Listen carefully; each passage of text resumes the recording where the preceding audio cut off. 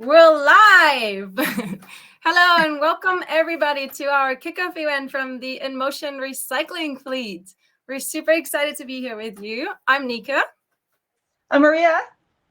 We're the founders of In Motion and the initiators of the In Motion Recycling Fleet, but we're not here today by ourselves. We have 4 of our 8 fleet members here with us today. We're going to call them up on stage, and whilst we do that, maybe some of you guys can leave us a comment where you're at and who you are so we can greet you.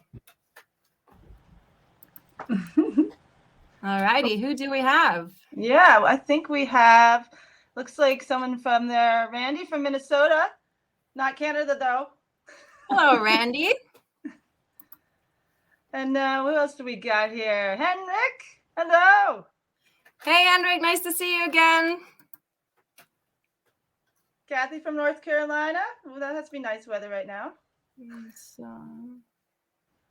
We've got quite a few. We have, keep on coming. I only see a few here, guys. I guess my screen's going a little slow, though. Oh. And there we have sailing vessel Uma. Hello, everyone.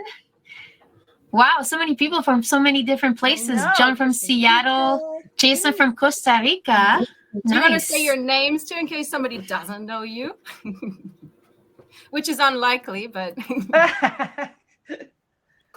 I'm Luca. Us? Yeah, sorry. I'm Dan. This is Kika. We are inside our boat, Uma. So cool that you found the time to join us today. So we're still trying to get Ron on screen. Oh, there they are. Hi, I'm Malin. I'm Johan. This is Vera, and we're from Rand Sailing. Welcome. And we also have Richard from Buffalo. Hello, nice to see you. Joe and Ray from Norfolk in the UK.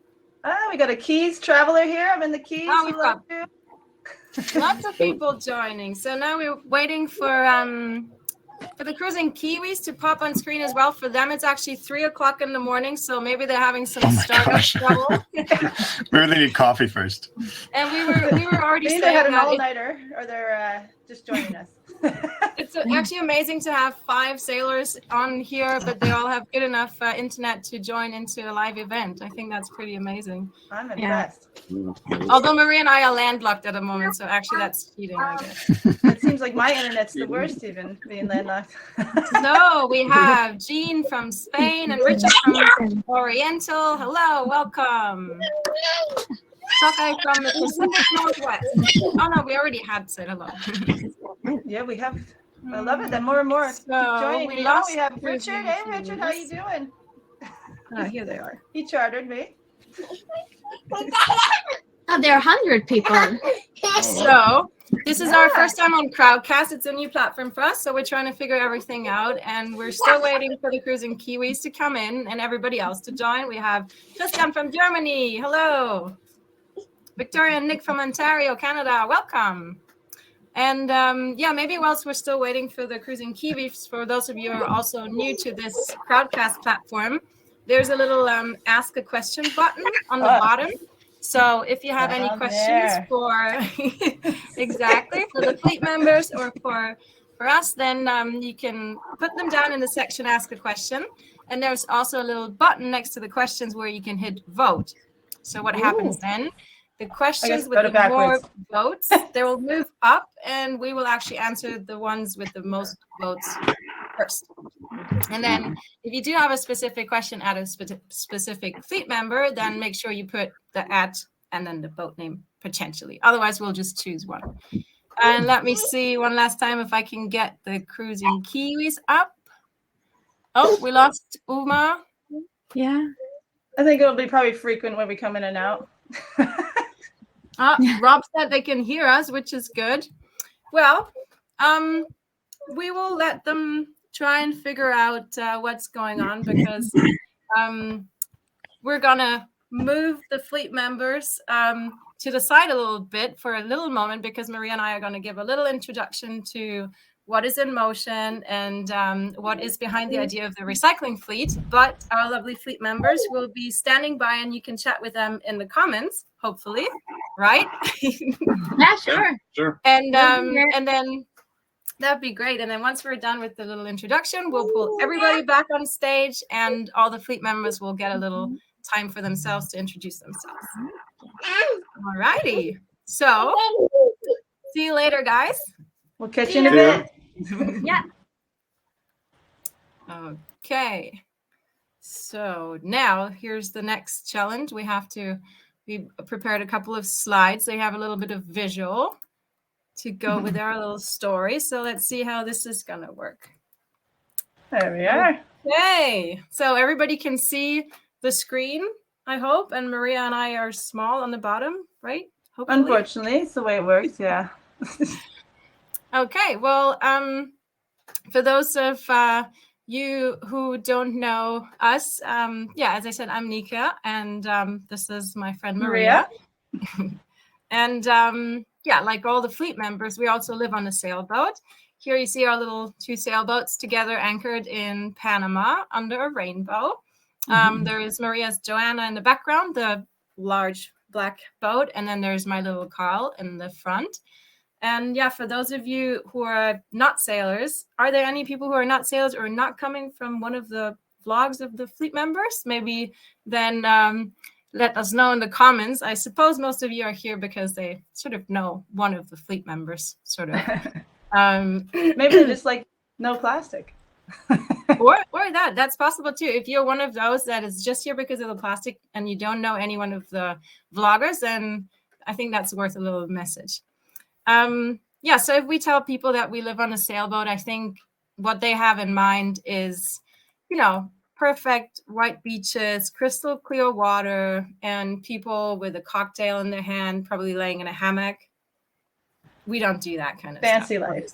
No, we don't we just work on our boats. No, of course we also have those little moments, but unfortunately, those white beaches that everybody dreams of, they mostly look like this. Yeah. And I don't think during the last, I've been on the boat nearly 9 years now. And you, Maria, how long have you been on your boat? 15, 16 years now. Quite a while. And I don't think we've seen any beaches that were without any plastic like this. And especially during the last 2 years, we've seen a massive increase in the amount of plastic trash that we were finding. So very, very sad. I mean, it's nice and colorful, but unfortunately, there's also a lot of animals that we have encountered that get tangled up in the plastic waste that gets washed up on shore. And those moments are not very scarce. And here you see one of the boas that got tangled up in the net didn't survive. Luckily, the other one was still alive. And thanks to the bravery of Paul and Maria, we could save it. I was only holding the camera, obviously. But, still, it took a group effort. It was a scary guy. I mean, he was huge. he was pretty big. He was 2.5 meters or something. And it was really a shame. His other guy didn't make it, but but we believe, or for us, it was that we've been confronted with this amount of plastic for the past years, on a daily basis. And if you see it firsthand all of the time, and you see the animals suffering, and you see nature suffering in general, you can't not do something. Well, you have to do something. That's what I wanted to say. You basically have to get in motion. And we ended up gathering a bunch of sailor friends, whoever we could find, to share the message. And as you see, collected a huge amount of trash in the first few times we did it. We even tried to start doing, as you can see there, that's massive. That was one of the first islands that we started on. But we tried to do, make baskets, some way, upcycle it in some means. And then we just said, there's got to be another way. So we did a lot more research and looked online, and there was a program that's called, or an organization that's called Precious Plastic. And what they do is they give you the plans and basically to build your own shredder, like this here that you see. And this is on Joanna that we're doing it, which is my boat. She has enough power, and we have sort of the knowledge of the welding in order to start jigging and putting on jerry-rig most of this together. Surprisingly, it worked quite well. Yeah, it totally did. You did a really good job. Yeah. And there's also an extruder that goes along with this that we had, as you see here, that it and so within the extruder, it takes a bit more wiring and techniques. So we tried to use most of the material that we could find on the beach in order to use for certain things. And this one particularly, I think Nika could have probably picked a bigger box, but for odd reasons, she wanted to make sure she could find the smallest thing she could to get the most amount of wiring here inside of it. I'm surprised that this didn't end up overboard. I think the only reason it didn't was because there was plastic involved and I couldn't toss it. But maybe a beer break and the German designing. Yeah, this was definitely a challenge. But I put you the link in the comments for Precious Plastic for those of you who don't know that movement. It's all open source. I have all the plans for the machines. It's really awesome. They started it in the Netherlands. So yeah, if you don't know it yet, check it out because that's where we got all our really great information. Beautiful open source, yeah. Yeah, they're sharing everything for you.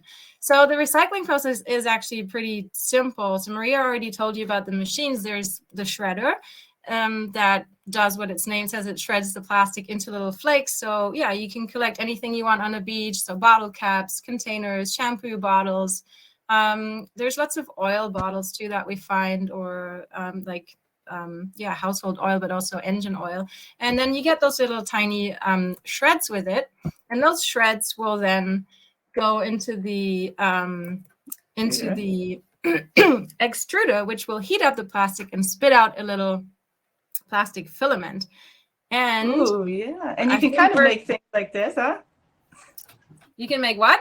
I said you can make things like this. Like little bowls, for example. And from this nasty stuff. Or big, colorful bowls as well. Oh, that one I love. But most of it, all the time, still plastic is plastic. You can also do like little more open designs. And then there's also a different machine, which is an injection machine, where you inject the plastic into a 3D mold. And with that, do you still have more trash? Oh, there's so much trash. So much. So this is what it looks like when you're injecting the plastic into the mold. Everywhere. It's like a little soap dish, for example. More trash? More trash. Ugh. Whoa. Woo. Oh, wait a second. What's this? Geez. That's the one. Coat hanger. Yeah, that's it. Coat hanger. You got more? Not to, well, I can hear. Let me just get them all out of the way. Let's recycle some more. Oh, yeah, there's a ton more. Okay. Woo.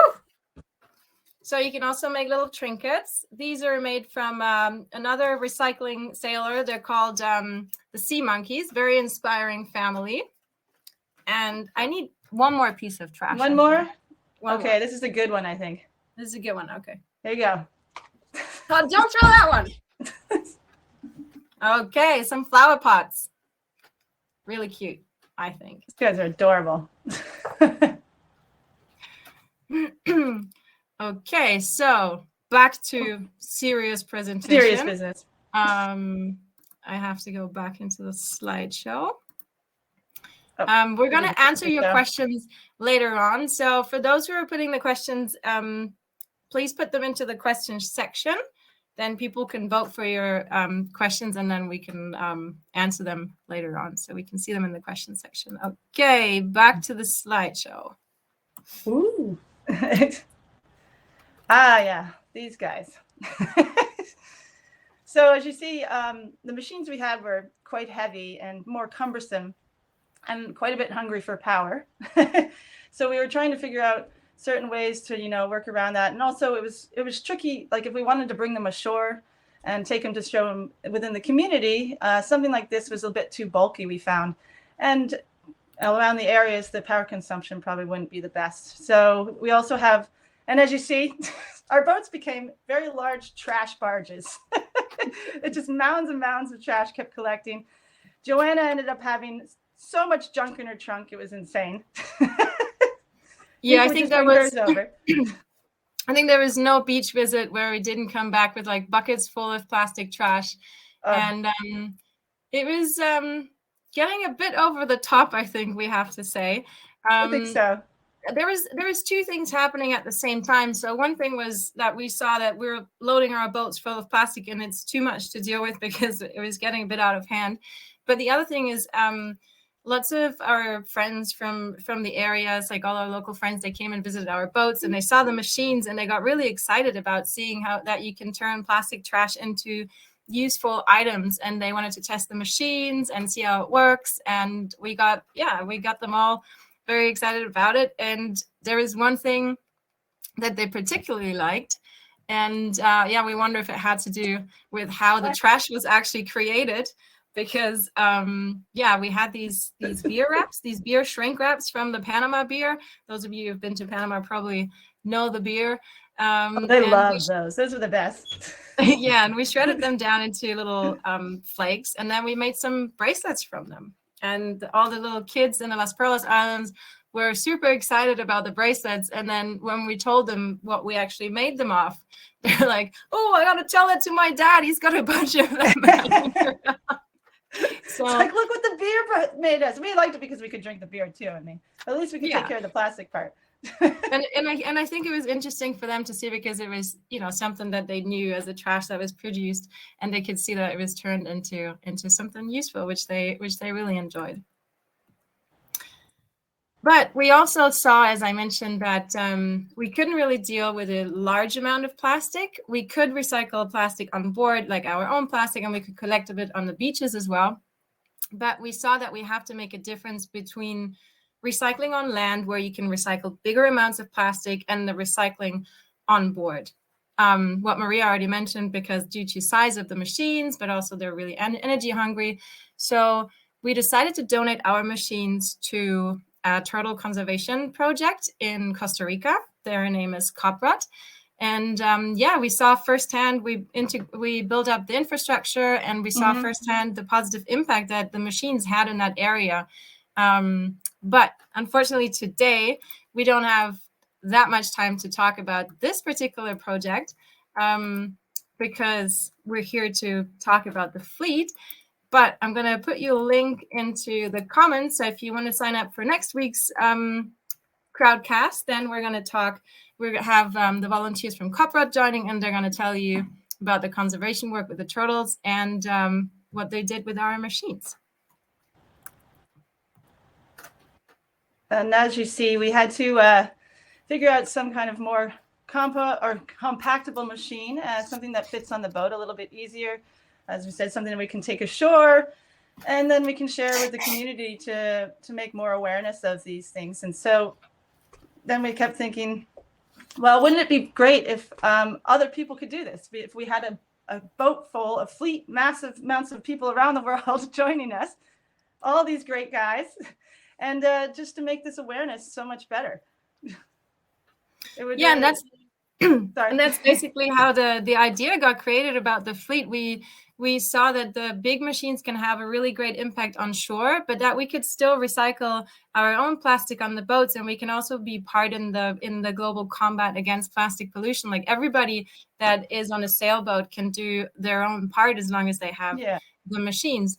And as sailors, we have access to a lot of very remote areas on this planet where, unfortunately, they usually have a very large impact or negative impact of plastic pollution. And we reach those areas where there's usually a lack of infrastructure for plastic recycling or just disposing it properly.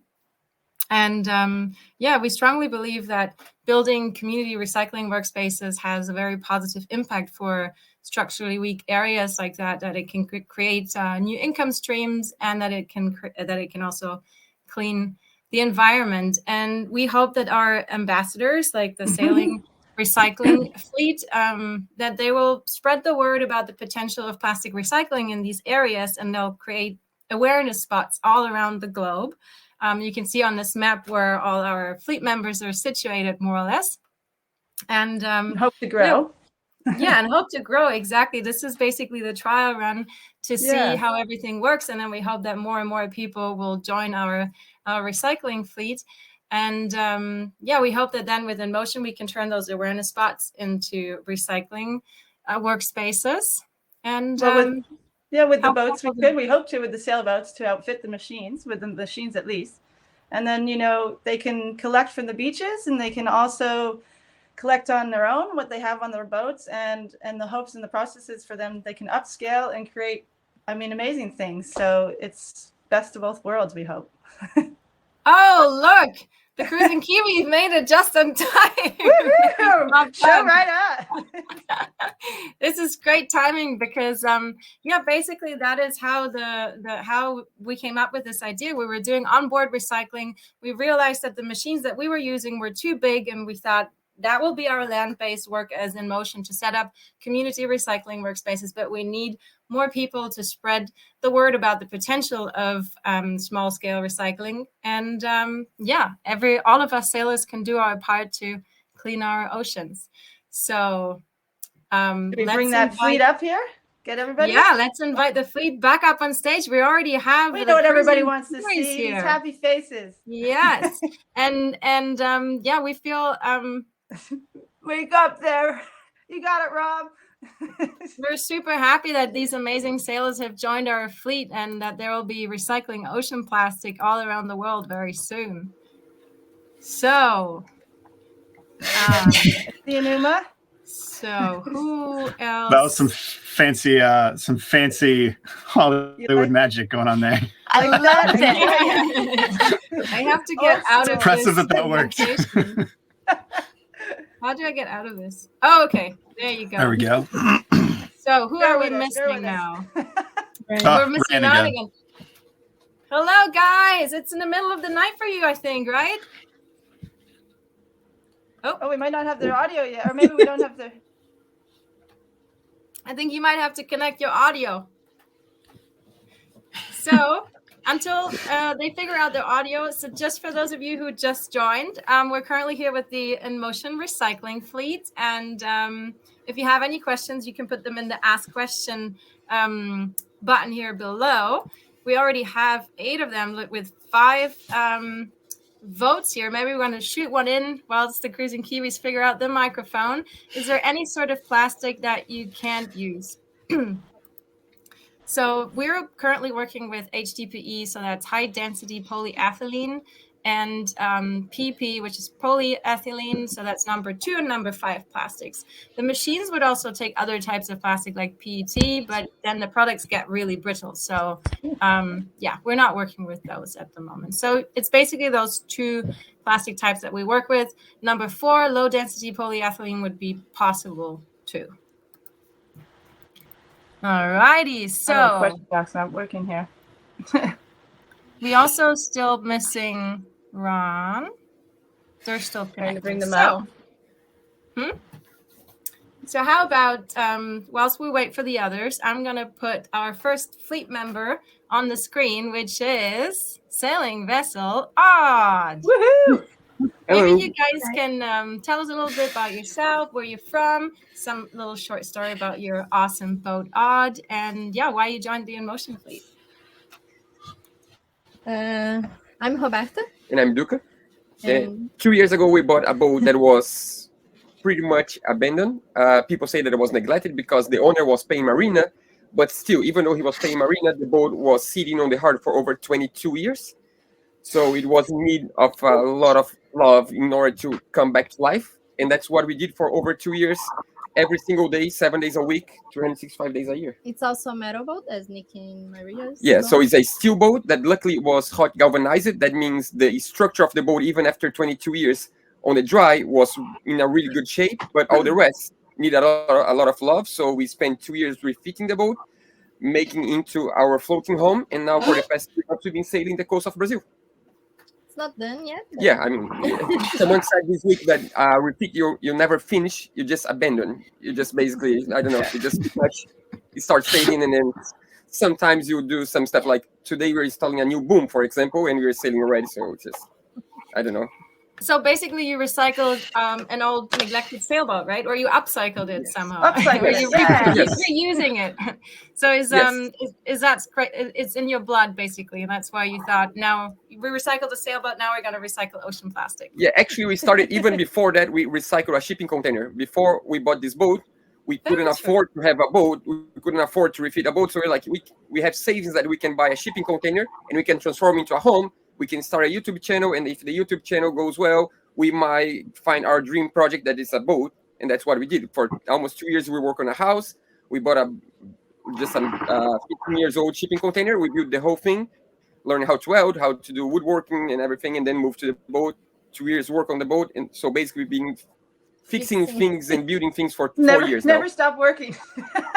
Yeah. No, I mean, like, no, it's a little bit less. Now it's less. Now we're sailing more than working, but it's enjoyable work. it's a sailboat. You always need to fix something. Yeah, and I think there's also some recycling activities already going on in Brazil. I think there's some precious plastic recycling communities already happening. So maybe you can also meet up with them and connect with them. That would be really cool. Actually, there was an event right where we are today. 2 hours ago. Yeah. 2 hours ago, we collect over half ton of plastic. Right around, just around where we are. Oh, wow, that's amazing. Fantastic. That's really great. So does anybody have some particular questions for our fleet members, Duca and Roberta? Vera does. Vera has something to say.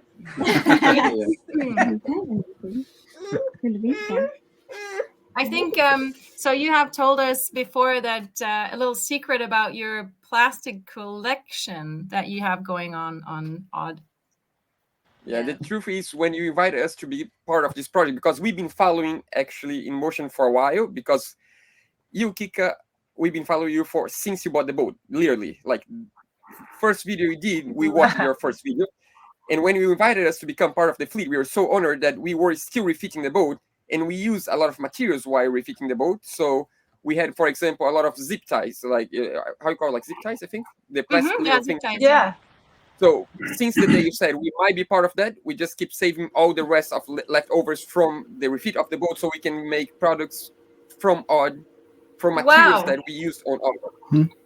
So what kind of how much is it that we're talking about? How many zip ties do you have? No, it's not. It was like in the end of the refit, right? So it's not that much, but it's everything. But I mean, like, it's everything we use. It like it saved Like just a a lot. bottle, actually. Yeah, but a lot of little things that it's, even though it's not a lot, there is a huge meaning for us, because that's part of our work for like a long time. Definitely, yeah. Yeah, you have any idea what you want to make from it? We don't know yet. We were talking about that during lunch today. What's your Roberta wants to do a comb, to comb, yeah, nice. Maybe a keychain, maybe. Cool. Yeah, I'm not sure yet. I was thinking maybe a coin that you could use in a necklace, in a earring, like in different places, like one product that you can use in different ways, like in, That'd be maybe. nice, something very versatile, and you could use it for your patrons maybe as well. As a Yes, little, that would be great. Yeah. Present to spread the message even further. Yeah, for sure. All right. An incentive to keep collecting all that plastic that we create when we're doing things, and occasionally on the boat. Yeah. It's crazy. Today when we were collecting garbage during the morning, all I could think when anything I get, I'm like, oh, this color is pretty cool. This would be a good one to use, like, because like, so many things. It's just like, like you see like different colors and like, we love it. If I mix this with that, might be a cool thing. Yeah. So you guys, you see why we ask you to join the fleet, because we knew you were passionate about it, and that's awesome. When Maria and I go to the beaches, we just go like, "Whoa, look at all these beautiful, colorful things on the beach." It's not like, "Oh my God, so much plastic trash." It's like, "Oh my God, it's material." There's so much in the dinghy. Yeah. There's too much. And we can't even take anymore. And we even have crafting on our name. It's Odd Life Crafting, because we always like exactly. To it's perfect. Yeah, a friend of ours tried to change our name this month to Odd Life Sailing. I'm like, no, crafting. It's crafting. Yeah. All right. So most of the questions we have are mostly about plastic. So if anybody else has a question specifically for Odd, then you can also put it into the questions and put the add Odd, and then we'll use it later on. But for now, thank you very much for sharing your story. And next we will invite our fleet members, the Cruising Kiwis, up. Oh, here, your microphone is out. So, Oh, is it out still? thanks, Oh, no. guys. Oh, wait. Your microphone is still out. Nope. Okay. You still got to fix that one. Okay, so we're going to go with Ron. We're going to, you guys figure out your microphone, and then we're going to call Ron on stage. Hi, we're here. Hello, guys. Well, maybe you want to tell us a little bit about yourselves as well and why you joined the fleet. Yeah, sure. I'm Johan, and I'm Malin, and this is our daughter Vera. She's a little tired here. It's her sleeping time. We're from the YouTube channel Round Sailing. We're from Sweden, and we've been sailing full time since 2016. And right now we are on our way to the Caribbean and then later on to the Pacific. And we're currently on the island of Madeira in the Atlantic. so Beautiful. Yeah, it's super beautiful here. yeah, it is, And very, very clean. So we actually, fortunately, we don't have that problem now where you say like you go to the beach and you see a lot of trash because well, that's a glimpse of hope. That's a glimpse of hope. Thank you. Yeah, it's really nice to see. but we have also seen the problems you guys are talking about on the trip we did with our last boat, especially in San Blas and Pearl Islands. It is classic And problem on the beaches. And for you guys, I mean, you grew up in a country where recycling was pretty. You grew up with recycling, right? It's in your blood, basically. So yeah, and taught in kindergarten, taught in school, and the whole society all the time, basically. Also. So it was natural for you to join the fleet. You're like, hey, this is like home. We can do that on our boat. Yeah, exactly, and especially everything you see while traveling. Come to other countries and you can see what a huge problem it is with trash, and especially then plastic, because it lasts the longest in nature, unfortunately. And and also I just wanted to do something about it, and I think it's amazing that we can then do something from our boat, our home that we are traveling with. Yeah, definitely. And because like you guys say, a lot of these small communities, they don't have anything. Even if they want to, do something about their trash situation, it's not always possible for them. In some areas, there is nobody to collect the trash or do something with it, and unfortunately, a lot of times it ends up in the ocean. And so it feels good to be a part of if we could change that. Yeah, and to show that to, I don't know, remote coastal areas or villages. Yeah. Yeah, that's great. Thank you so much for joining the mission. And I have another question for you. So, if you were like on a deserted island, do you think there would be something made out of plastic that you could use for survival? Like, what would you choose? Good question. Yeah. Yeah. I know one thing that you see a lot on these beaches that trash is like you see flip-flops and sneakers. And I guess shoes are good to have, so I would pick a couple of shoes, sneakers, or a flip-flop, I guess. Yeah, that's good. I think maybe a plastic bottle, so you could try to get water, condensed water, or something like that. Oh yeah, could be useful. Yeah, it might. Yeah, use it as a water maker. Yeah, as in. Yeah. Have you tried that already? Yeah. Hey. No, I mean we've tried it, but not really drinking from it. Yeah. Technical. But it works. I don't know if it's enough to sustain you. So, anybody has another question to the two or the three crew members of Round Sailing? I will check on the question box. It's better. Oh, we got one of those little reverbs. Somebody might have their phone on or something at the same time. God, that'll be us. Oh, it is us. us. Oh, no. Oh, no. Yes, to me. So I'm just going to I don't shoot know in a what- tiny little question in the meantime, because a friend of ours, Manuel from Project Manaya, he just left, unfortunately. But one of the most votes here is It's delicious, yes, Technical I want to difficulty. party at 3 o'clock in the morning. I know it, Rob. I know it. But just to shoot in a little question is that if the extruded filament can be used as base for material for a 3D printer, which is actually interesting because today, as I said, I talked to a friend, Manuel, from Project Manaya. There is another machine that somebody out of the precious plastic movement just released fairly recently, which is a machine that takes the bottles and it cuts the bottles into little strings, and then it feeds the string into a little heat up mechanism that then will spool the PET filament, and then you can use actually that for 3D printing. But it's a different machine. It's pretty cool, but it's also one bottle you can print with for 2 hours. So it's one bottle, 10 minutes to make the filament, and then you can print with it for 2 hours. So it's a very slow cleaning process, but it's really great because you can make lots of cool Do things. so much with it, though. So yeah, cool. we're definitely gonna look into it. All righty. So thank you very much, guys, for joining. Thank you. And we got we'll swap you out for the Cruising Kiwis in Darren Testing, Party testing. Have we got Are it they in right this party mode? time? Yes. Hey! Welcome. Tell us a bit where you're at, why you're up, and and what you thought when we called you up to say, do you want to join the recycling fleet? Have you done any recycling before?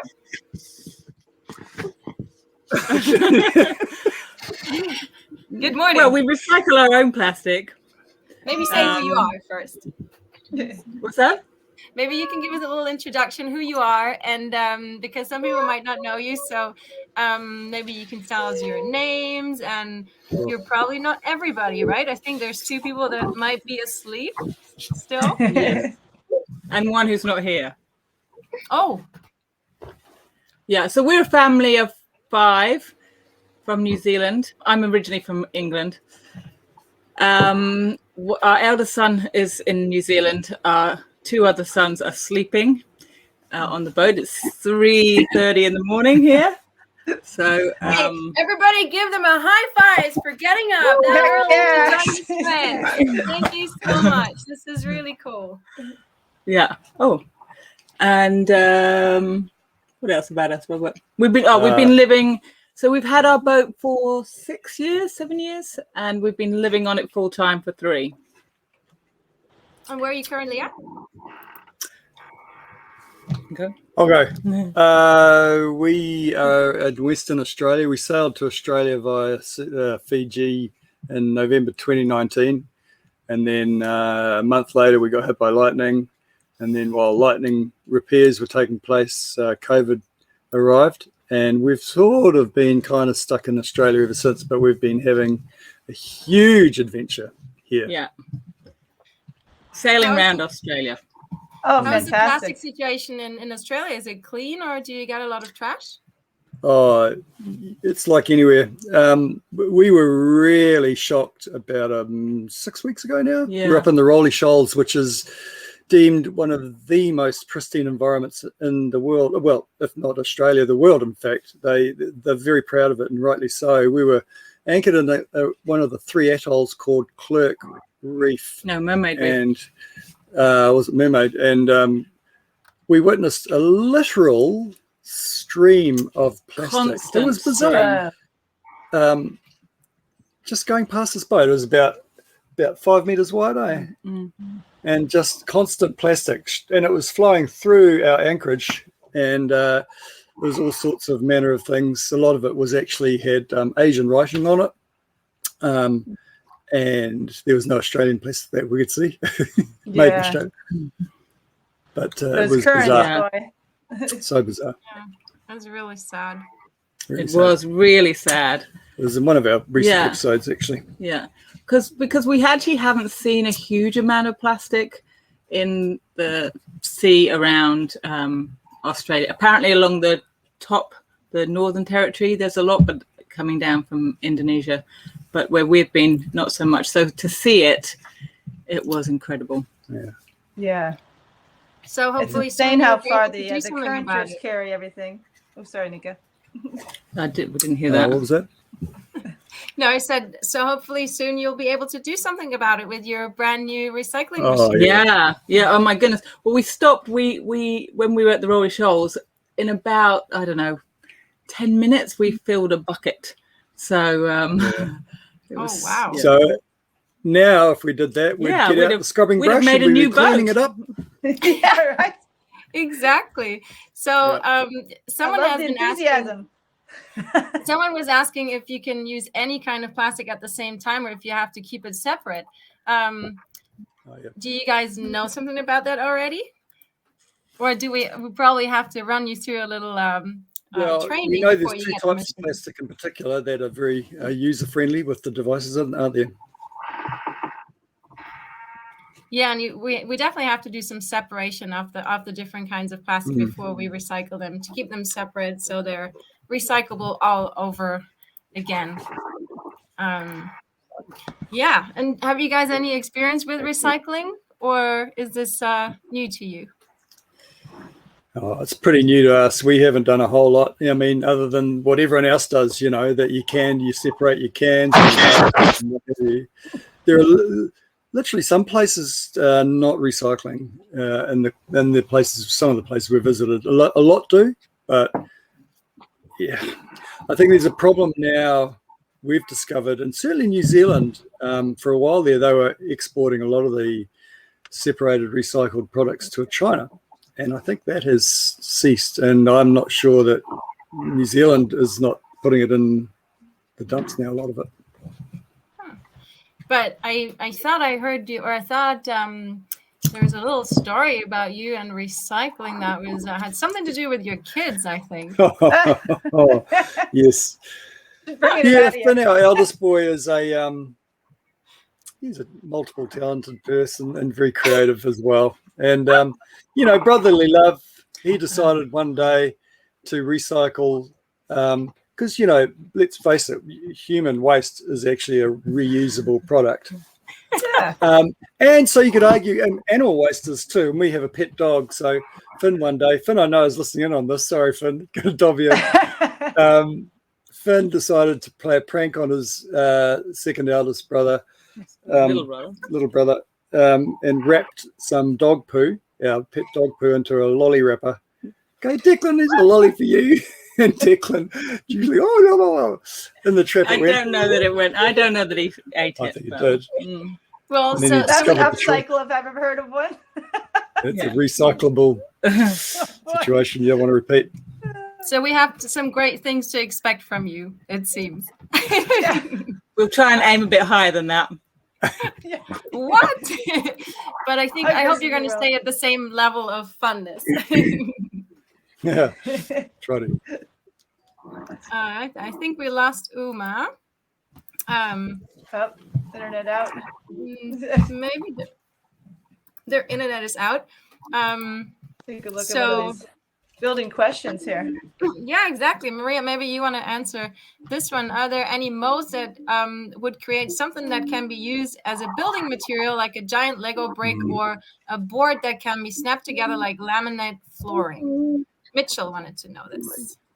Well, I believe that, well, the laminate flooring would take some detailed sawing out, I believe, but you can definitely put, you can press most anything into a mold with the extrusion technique. And then they also do use, they can press into long beams and they can make bricks. And you see a lot of folks that'll start doing park benches out of them, and they will also make let's see what else. Most of them you'll see just building for brick houses now. I have seen quite a few, and I think Africa is starting to do that quite a bit. And now you can also do tops. So you could even do countertops and do chair tops. I think they're still researching more on the chemical base, how it does for food. But so I don't think that quite yet with this beach recycling at the moment, but you can definitely use it for furniture and whatnot. Yeah, I mean, not the machines that we're getting because they're kind of small, so the plastic would cool out too early before it would actually fill the mold. But yeah, I was just getting a message from Kika. I think they might have dropped out, but yeah, there is the possibility, but not with our machines, but with the land-based machines, it's definitely possible. Yeah. So I'm just going to check quickly what's going on with Uma. Maybe you can take over another Sure. question. What do we got? That's a good question. Let's see what we have. Will we all be making fleet-themed products from the plastic you collect and recycle? You will sell and raise more money for ocean cleanup or funding to do recycling fleet members. Well, we'll see. I think most of it. I think most everybody hopes to make something for themselves, I'm assuming, at least for each fleet. And it's a growing process. I think we're going to really see what's going to happen in the near future here as we collect the machines and everybody starts to get their hands and understanding how to use them more. Nika and I are a bit more. I think Nika's even more knowledgeable with the machines than I am. I'm usually just kind of giving her the plastic and she creates everything. I'm going to quickly jump in for a second. So yeah, we'll do another podcast about products, by the way, about the machines and the products, because also that is something that we can. We're going to have our product developer join us. I'm going to put you the link for the crowdcast to this one into the comments. It's going to be on the 5th of December. And there we're going to talk a little bit more in detail about the different products for the fleet and also the different recycling machines, more tech talk, basically. And yeah, it would be cool if we could do some products that are, as we had mentioned before, maybe use them for patrons, but also to raise more money. That's definitely a very good idea. And we hope that more people are going to join the recycling fleet next year. And yeah, first we have to fund the money for these sailing machines. Yeah. Where are we currently at, by the way? Shall we check where the crowdfunding is at? Good. Yeah.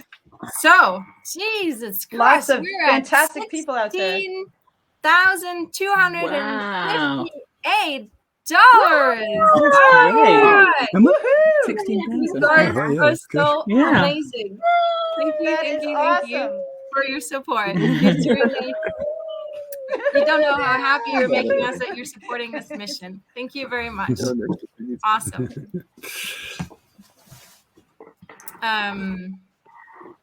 All righty. So I think, let's see. Unfortunately, Uma ended up having some internet difficulty, which might happen. we lost them, but they're still there in the question section.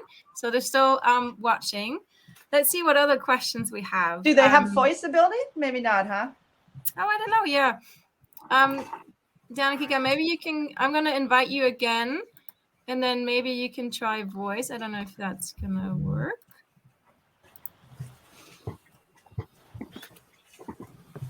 We have this guy. Sorry, my questions area is sort of popping up funny, so it takes me a minute to see anything.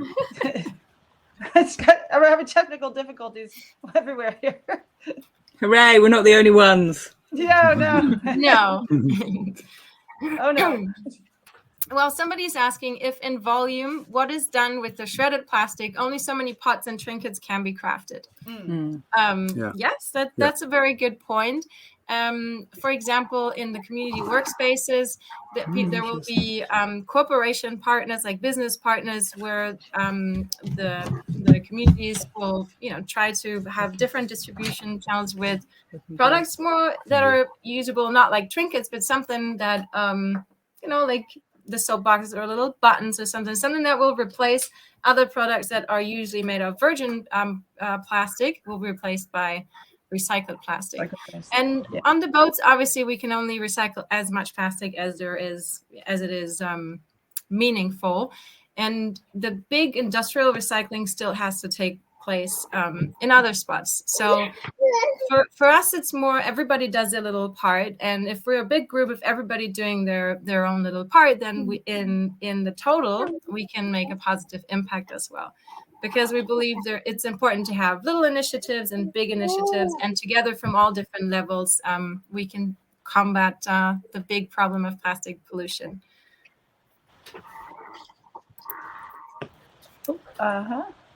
Alrighty. Yeah, it's interesting, the whole, because we've had a question or two as well. We just did an episode released this morning and announcing the campaign, and we did have a question along the lines of, well, it's all very well to do that, but what about the what about the putting it there in the first place? And of course, you have to tackle this thing at several different angles, and no individual organisation can do the whole thing. No. And we'd love to see manufacturing come on board and say, hey, do we really need to be even wrapping this thing in a plastic bag? Or, it's got to start some. Yeah, I think it's what you're saying. I think it's we get those questions a lot as well. I think it needs to be a mix, out of laws, of big companies making big changes, consumers making different decisions, and then everybody does a little part. We believe that big players and small players have their positive impact on different levels. All righty. So what else do we have? I believe there's, let's see. So the question is, how much does the new version of the recycling equipment cost? Is there a way to sponsor a particular fleet, or do the donations go into a general fund for all fleet participants? Well, right now, all the money is going into a big fund, and we hope that we're going to get the money to outfit all the 8 sailboats with this recycling machines. We haven't actually talked about what happens if we don't get enough money, so then maybe we have to draw. Now, I guess if you do want to, if you are crazy enough to support a whole recycling machine and you would like to give it to a particular crew member, fleet member, then I think that should be very fair enough to be doing that. So the price right now for outfitting the boat, including the 2 machines and some molds and the shipping costs and importation taxes, is around 6,000 euros. So that's about like the whole equipment for one of the fleet members. So you're up for, who are you going to set up with? I wonder who's going to get this recycling machine. They sound like not crazy to me. They sound like they know what they want to do. Passionate. Sorry, it was the wrong word I was using. Sometimes my German word choices are not very proper. Sorry. What is it? This is, I understand each of the boats will carry a shredder and perhaps an extruder. How will you help small and remote communities to use the sea plastic in this area?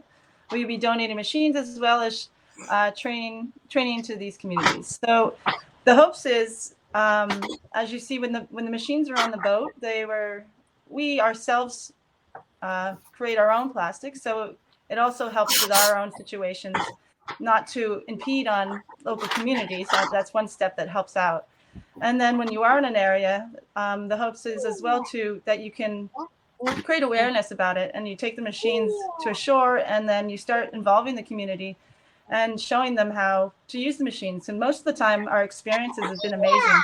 They get right into it. They love the craft and the ability of it, and then it makes them aware that they can now use these things and possibly help sell them to tourists in the community, or even make things that they can use themselves. So we hope it really works in both directions. Yeah, and so you're asking also if we're donating machines to the community. Yeah. Sorry, guys. That's okay. Oh, Vera wants to go on screen as well, I think. So Actually, yeah, maybe Ran, you can mute your microphone. So it's basically 2 different sets of work. So the fleet will be doing the awareness part and also the recycling on board. And then In Motion as an organization is doing exactly what you're asking in your question. We are we're providing the funds for setting up the community recycling spaces if people are interested. We also go to the communities and we help them set up the infrastructure. And yeah, we together with them, we try to develop individual solutions for together with the communities for the community to set up self-sufficient recycling workspaces. And there's also training involved, training for sorting the plastic, for example, for recycling the plastic, obviously, but also a bit of training on the business side. You know, so there is a sustainable plan for the next years for the community. Yeah. All right, so here's a boat question that I'm going to call some of the boat people up. How about Duca and Roberta? Buying your first sailboat, how many of you thought you were in over your head once the BOAT, the boat bring out another 1,000 acronym came into play? To be honest, we knew we didn't have enough money to fix the entire boat. But if we take one step at a time, we believe it. If we really, really wanted to finish the boat project, we would do it somehow. So we never thought too far ahead. We just think one project at a time and just keep going, basically. Yeah. What do you think? The same. Yeah, I mean, like, of course, in the end, you spend a lot more than you estimate sometimes. But we did a lot more than we planned. Yeah, the thing is, the boat we bought, we didn't really know the boat before we bought. We bought the boat and we started discovering what we had and what we wanted to do with the boat. And our boat has a direct relationship with our YouTube channel, with our videos. If the videos go well, that means we can do more to the boat, and so one works with the other. And the more people watch the videos, the more we can have the boat we dream on having, and having a boat that's safe enough, that can go anywhere. Like, we can build like our dream traveling machine, that we always say that. But in order to do that, of course, we know it's expensive. It's just boat things. It's just always expensive. Like the same screw in a hardware store is one price. In a boat store, it's a different price. That, you know. Yeah, that's true. That's very true. Yeah. Yeah, but I mean, like, I think when you do things by yourself, you put the price goes down a lot. We did most of the work ourselves. Some stuff we didn't do, like rigging, for example. We have no rigging experience, and it's something really serious that we thought was a smart idea to have some expert to do rigging, for example. But many other jobs like electrical, plumbing, you name it, like a lot of things we did ourselves, and that puts the price a lot down because the cost of labor is a really big price on a refit. Yeah, that's very true. Thank you, For you us, guys. it's a little bit. Yeah, but for us, it's a little bit even worse because in Brazil, I don't know if you guys know, but the import taxes are really expensive, and we don't produce many boat stuff. So basically, if you buy, like, I don't know, like anchor wingless, for example, if you bring from a different country, it's 100% taxes. So it's double the price of anyone that pay anywhere. So it's just really tricky. That's the worst part for us on refitting a boat, is buying stuff outside of Brazil, and we have no many options here. So Great, thank you. So what was the question again? It was when was the buying the first boat? How many of you thought you were in over your head once the boat acronym came into play? Was that the same with you guys too? For us? Mm-hmm. Oh, sorry. Yeah. Well, we the big thing for us was we had a young family, 3 young boys, and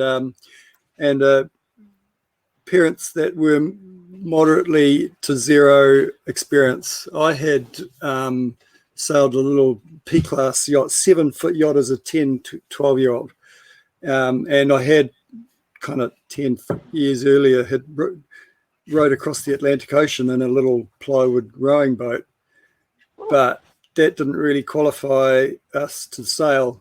And that was probably one of the big issues for us. When we went to sea the first time, we sailed from New Zealand to Tonga, and it was an amazing adventure. We got caught in what's called a squeeze between 2 systems. It was unpredicted, and we spent 6 days in it, didn't we? Yeah. And Rachel, God bless, she's tough as old boots. She fell apart and turned fetal crying and wanting to get off the boat. And no. she had no sea experience at all. And I was looking at It's a rude kids. awakening. Oh, Yeah. the I'm done with this moment. Yeah. Yeah. Because when we arrived in Tonga, people said, "Oh, it's way worse going back to New Zealand." And I thought, well, then I'm flying back to New Zealand. But she didn't. She sailed back. I did sail back. It was an amazing experience. Oh, I can imagine. At least you had Yeah. Tonga to enjoy. I think you will have to tell at some point, or people have to go to your guys' vlog to check out your rowing story. I think that's on your vlog as well, right? Your Atlantic crossing rowing story, because that is pretty amazing. So you have to check out the Cruising Kiwis. You probably heard as much as we put on the blogs, actually. Yeah. Go check them out. They're pretty insane. All right, there's a person that's asking, why can't we make the manufacturer of the plastic helps clean it up? That was a Good very idea. good question. That's a very good idea. I mean,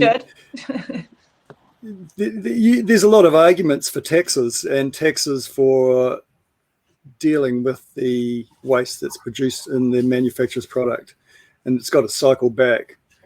That they deal with that at the time. I mean, even at retail level, when you get given a box full of plastic and you take it home, a TV or something, you've got all this polystyrene stuff. Well, that actually should be dealt with at the retail. Perhaps you shouldn't even have to deal with that as a client, just to minimise that. I tell you, we did recycling in Fiji. It was astonishing the amount of polystyrene we found up in the back line of the beaches, and there's so much out there. Really distressing. Yeah, it's really. With the technology we have now, there's definitely more ability to start creating more natural packaging. Yeah, and there's also some really interesting concepts out there where they say, well, the manufacturers are actually supposed to be held responsible for the packaging they put out. And there's sort of, I forgot what the name of the system, but it's kind of like where you pay a certain price towards the amount of packaging and what kind of packaging you're actually bringing into the market. And then this kind of tax will be used to set up a recycling infrastructure. So basically, those manufacturers that are producing more or more harmful or more difficult to reuse or recycle stuff, they pay more money than the ones that are actually bringing something into the system that is easier to keep in the loop. So I think that's a really interesting system of working with it. Yeah. Well, you see that they have watching for fish companies. They have to go out there and see how much their catch is. So you would think they'd be able to do it with these larger companies just as well as environmental issues. All right. So Uma would like to say that boats are expensive toys, but cheap houses. We spend much less living on the water than living on land. But when we first started, there were months when we had to choose between buying epoxy or buying this week's groceries. Those moments were tough. We were way over our heads. Oh, this is still the answer to the bring out 1,000. Thanks for joining that, for putting that in there, Uma. So bummer that we can't have you on screen. So here's another question. How do each of the fleet members plan on implementing a recycling program in their travels? I think Duca and Roberta have said something about that, and Ron also a little bit. Maria, so how are you going to implement recycling into your sailing program? Into my sailing program? How will I implement it? Well, for part of my sailing, if I am doing charters and things, I will definitely introduce it to a lot of people who come on board as I sail. And if not, show them and get them to understand the possibilities, and even do, beach cleanups and collect. And then I'm able to show them the process, what goes on, just more hands-on than just giving them a story and some pictures. So that would be one great possibility. And then also, as I'm, there's a lot of things I have in my head that I can make tools and little trinkets and things I can use on the boat with, I'm hoping. Yeah, I think that's a great idea. So let's hear, so what's your plan on implementing the recycling? Is it going to be a daily thing or a weekly thing? Or To be honest, after today, I think it's gonna be just like you guys, that you go to the beach and you just keep an eye for plastic every day you go to the beach. Yeah. Basically, I guess. I mean, my family used to make a lot of hand stuff for living when I was young. So I grew up on the crafting side of things. So I always like it to build things with my own hands. And Robert actually is an environmental engineer. So I think it's a really good mix of everything. Yeah, combined. Yeah. I think so too. And in Brazil, like all the fishing communities, and we plan for the next 12 months, for the next year, before the next Caribbean season, to sail all the Brazilian coasts. And I'm pretty sure we're gonna find a lot of plastic and a lot of small communities that are gonna be really curious to see the machine working and to get like products straight away from the machine that they just saw working. And I think that's a way of making people see in different where they put their plastic, because a lot of these plastics come from these communities. So if they see that this can be useful, they might be able to save before they just throw on the ocean and on the land or whatever. Or maybe reduce the use of the plastic as well. Yeah, and hopefully, I don't know, hopefully somehow create some kind of product, just like we said, a comb, something that you can use actually, that can be useful. I'm not sure. We need to try, like I think products is something that you build one, you guys been trying a lot actually, to build one, see how it works, and build another one and keep going until you find a good project.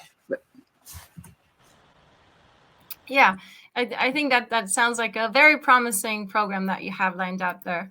So how about you guys? You're on your way to the Caribbean, right? So there's probably going to be a bunch of plastic to tackle, I suppose. Yeah, for sure. There is a painting here, drawing. Yeah, but for sure, we'll come to more remote places now. So I think we will just implement it like in our cruising life, really.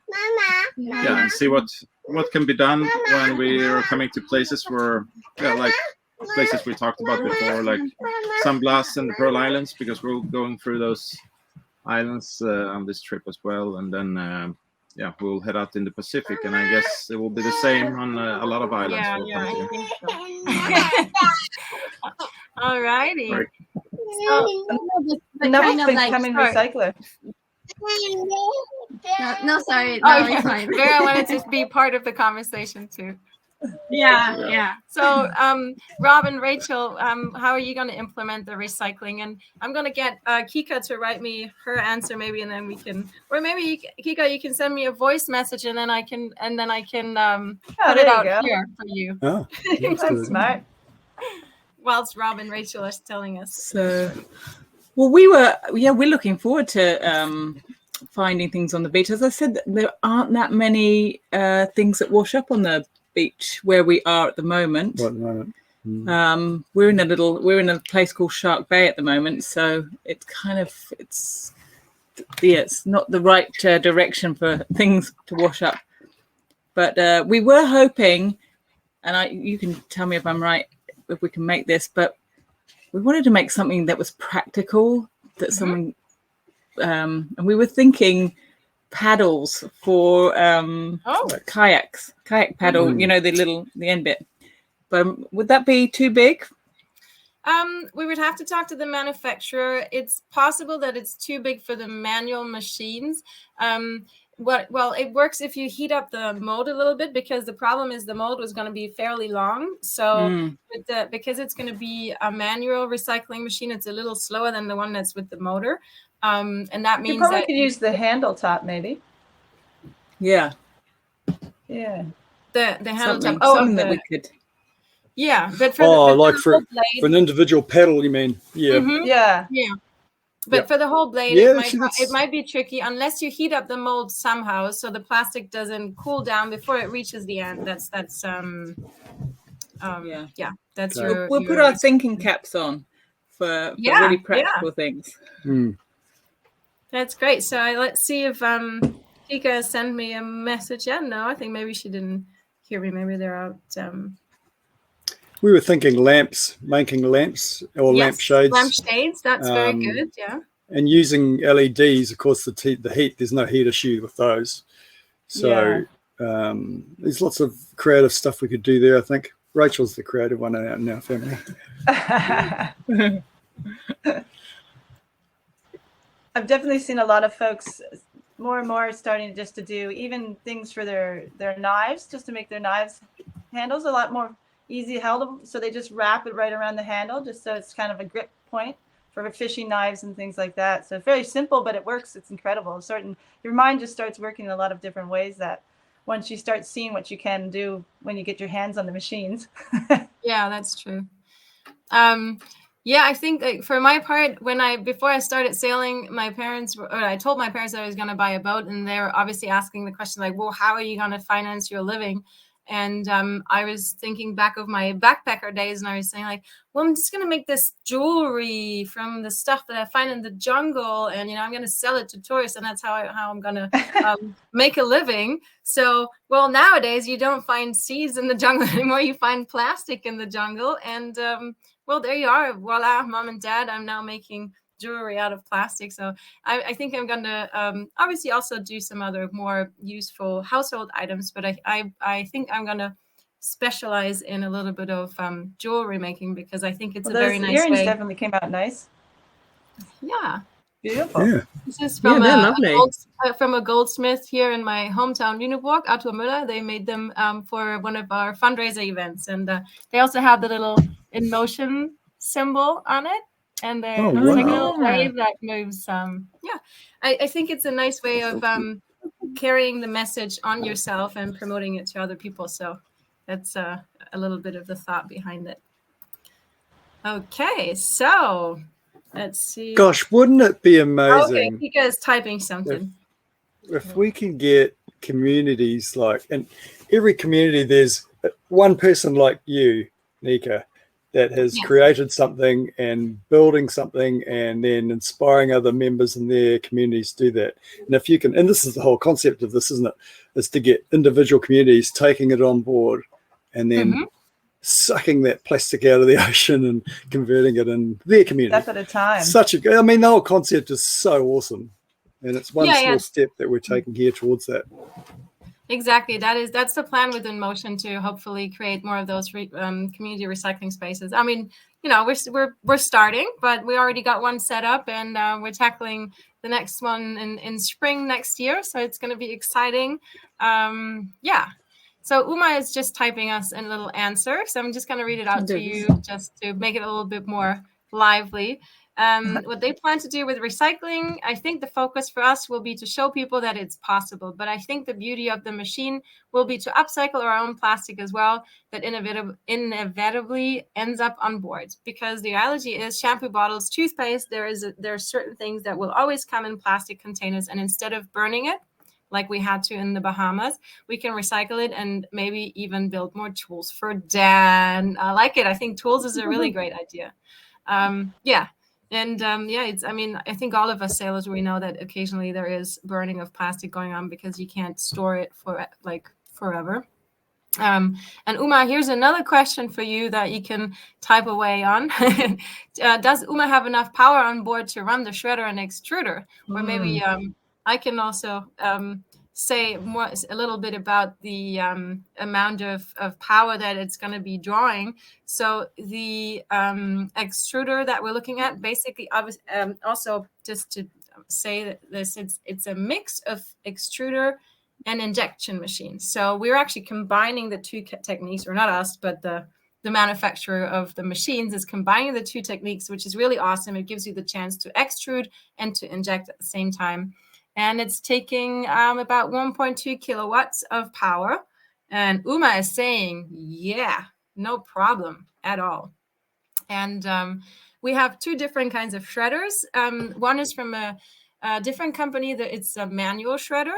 So there's the option to go with a manual shredder. And then there is a compact, small size electrical shredder that the manufacturer Precious Plastic in Melbourne is still working on, but they've been saying it has the energy consumption of a toaster. So, Maria, I think you had said the other day how much that would be, like around a kilowatt, I think, or 1.2 as well. Exactly. 12, yeah. And Uma says they're working on gathering more power. So there you go. And also our Those aim is to silver run medals all up. the recycling on renewable energy. So we're really happy that we're going for these less energy hungry machines, because with the big shredder before, I mean, we could run it on Maria's sailboat because she's got what, 6 kilowatt diesel generator. So we could run the shredder on it, but you know, it was impossible on solar. So with the new machines, we'll be able to run them on solar, which is great, recycling on renewable energy. That would be amazing. Someone is You didn't asking, do too bad on yours, though. Sorry? You didn't do too bad in Carl after you got your new equipment. Yeah, but definitely not 4 kilowatt starting current. That's impossible. So here's somebody asking if it can use for making knives and forks. Maybe Maria, you want to say something to that? What was it? Sorry? Can it be used for making knives and forks? Can or should, I guess is the question. Should, yeah. That's more of it should be used. Right now, most of the, just for the process of the heating, chemicals and rebalances aren't so great. So it's nothing at the moment. We don't use anything really for eating or edible foods. Yeah, more or less if it has a skin or coating, so you can use for a fruit bowl, things like that. Definitely, but this state in our science and studies, not at the moment, so we wouldn't use it for forks or knives. Yeah, even the European Commission hasn't brought up a program yet, I think, to certify food grade recycled plastic, because it's very, very difficult to, when you mix even the same types of plastic, to make it food proof again. Yeah. How many land-based machines are there currently? Maria, you can stay up on that one too. Within our group? Yeah. Yeah. Well, yeah, maybe you can say in our group and in general. In our group at the moment, it's within In Motion. We just have the one that we left with Copperot, which is the extruder and the shredder. So there's 2 machines in general there, and then as in the globe, there's quite a few that you can actually go to Precious Plastic, and you can see quite a chart of communities that have started different programs for land-based. And I believe Nika had put the Precious Plastic down, I believe, didn't you, to share the website? Yeah, I'm gonna put the link to the map. Just give me a second. So the Precious Plastic community, which is, there's different workspaces working with the machine. It's grown incredibly throughout the past years, and the workspaces are just popping up all over the globe because people see a lot of potential in it. And I think they just did a survey, and about 1,800 people took part in the survey. So yeah, there's a couple of them out there. There is. But for us, for In Motion, we have 2 right now, and we're going for the next 2 for next year in spring. Well, we're hoping the whole fleet will have them, so. Oh yeah, but they're asking land-based, so. Yeah. So here's another one. Other than helping to fund the initiative, how else can we part-time land-based sailors help? Are there local land-based In Motion beach cleanups? And if not, can we start one? So we're super excited that we've gotten so much positive feedback from everybody wanting to join the movement and joining the fleet. So right now, the fleet for us is a little trial project on outfitting the machines and see how everything goes. And then we would love to invite more people to join. And we will throw out a concept about how people can join with different activities. Like, not everyone will have to have a machine or to set up recycling workspaces, but yeah, it'll be a different project, a different concept with different levels of how people can join our movement. So stay tuned. Oh, how much space are the machines going to take up, and how much power do they use? Maria, do you want to take this one? How much space did they? I'm sorry, my mic keeps breaking up. I'm sorry. Okay, well, I'm gonna quickly answer it. So, how much space are the machines gonna take up, and how much power do they use? So, power-wise, the extruder is gonna be 1.2 kilowatt, and the shredder is gonna be more or less around the same. It's still in development, and there's a manual shredder that doesn't take any power except muscle power. And space-wise, the extruder is 300 times 300 times 300, and it weighs 15 kilos, if I'm not mistaken. And the manual shredder is, I don't know the exact size, but it's basically like this. If that helps you, it's slim like this, and it weighs 10 kilos. And yeah, as I said, the small electrical shredder is still in development, but it will be kind of boxy, the same, similar size probably to the extruder. So everything will be portable, very compact, so we can just throw them into the dinghy and take them to shore. Right here. Sorry, it's going up. So Kika already answered this one. Okay, that's great. So here's another questions about the food grade stuff. So I think that's been answered. If we tried to make functional ware like plates, bowls, drinking glasses, yeah, unfortunately that's not recommendable for recycling because it's not food proof. So we want to stay away from experiments like that. Okay, here's one person saying, I'm quite interested if boat parts can be made from plastic. So anybody, Maria, could you say something about that? Sure. I made a toggle for my outboard, one of the toggles that broke. So I just kind of reconstructed some pieces that I found of an old plastic thick bottle. And so I just reused that. And then otherwise, if I didn't have it, I would have waited for days on end to get a part from the city.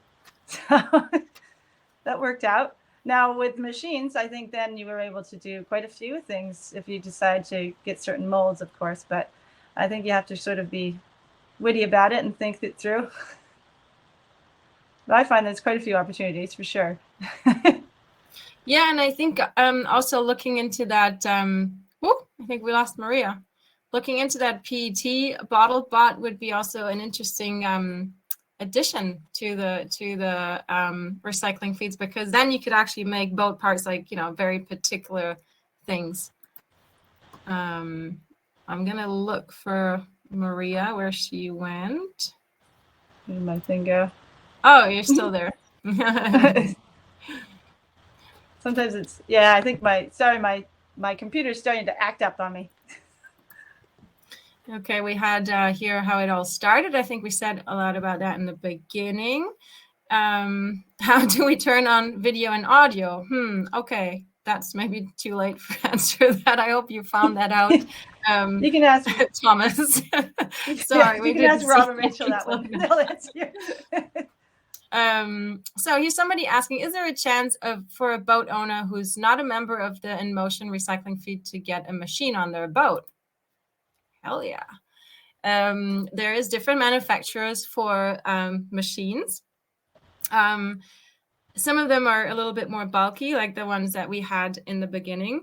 And but there is the manufacturer that we're working with is called Precious Plastic Melbourne. That's the extruder that you saw earlier on. I'm gonna put you the Precious Plastic Melbourne. They're the ones that are selling the extruder, so it can be bought online. And then the manual shredder, that's a company called Plastic Preneur, like the entrepreneur but with plastic. And there you can get the manual shredder. So Maria froze on me here on the screen, I think. Or is she just a happy person? No, is it still, am I on or off? I think you're frozen. Wait a second. Maybe I have to defreeze you real quick. We can see you, Maria. Oh, you can see her? Oh, okay. She was frozen. Yeah, I can't now. Oh, she's gone now, though. She's gone now. Yeah, I'll put her back on.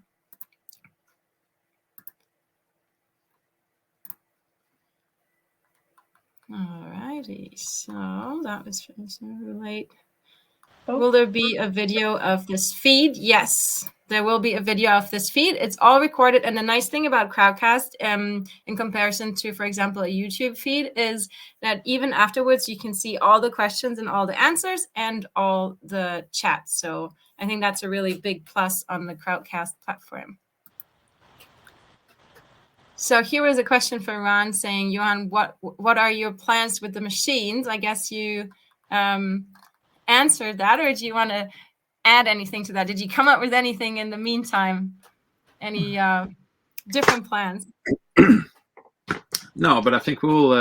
I mean, making parts for the boats is a good idea, but maybe not making the actual part, but maybe molds for doing other parts would be feasible if you need parts that are stronger. But I guess we will do the same as UMA, I guess, because we have a lot of plastic on board. And what we've done in the past when you're doing long crossings is we try to store this plastic. But like you say, you can only store so much on the boat. And this way you can get it to be more, to take up smaller space. And then, of course, it'll be fun to do something with this plastic as well. But what we will do, I guess we'll have to figure out.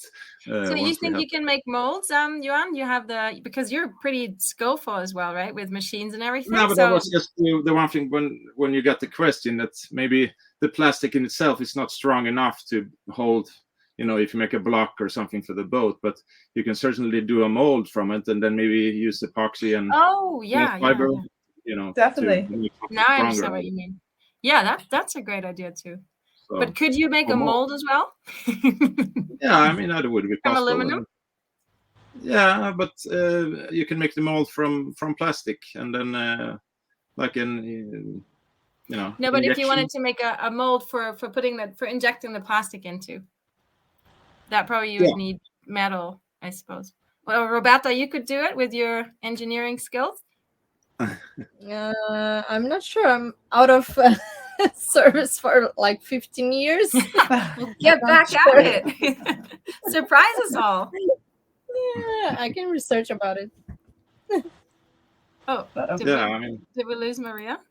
There's certainly a lot of things that you can do with plastic, but time will tell. I mean, there's a lot of things I guess you can do, so it will be very interesting. Yeah. So there's another question about the 3D printing. I think people are really excited about the 3D printing, and I mentioned it before. There is a new machine that is turning the plastic PET bottles into filament for 3D printers, and it's pretty exciting. We're going to look into it a little deeper as well, because then you could make like little very meticulous boat parts as well potentially. So that would be pretty cool. I think we're going to have like our boat full of machines, Maria, right? There's no way around it. It's going to be not just masses of plastic, but also masses of machines. I think I would go really crazy if I had a 3D printer. Alrighty. So is there any more questions that you fleet members want to ask each other potentially? Because I think we ran out of the questions from the crowd.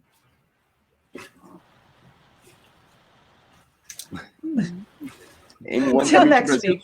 We're looking thoughtful. Anyone wanting to explore Brazil with us? You're more than welcome. Say again? We have too much plastic in Brazil. We need more fleet members to come down to Brazil. I sailed Brazil before. It's a lovely country. Very nice cruising grounds you have there. I've only been to Iguazu so far. We would love to go there in the future for sure.